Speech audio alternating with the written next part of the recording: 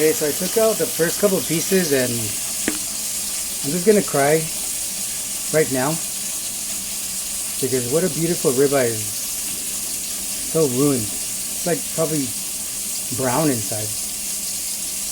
Sucks because I don't want to be like,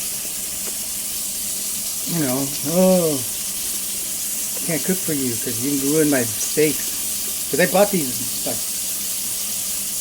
a little while ago specifically for me. Because I like how ribeye tastes when it's in rare form or medium rare or even slightly red. More red than like this. I basically like it seared with red in the middle. Man,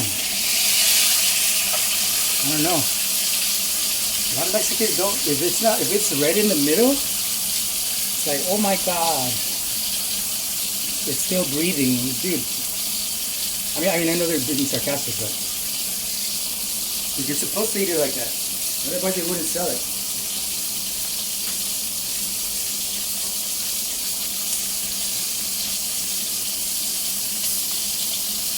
Anywho,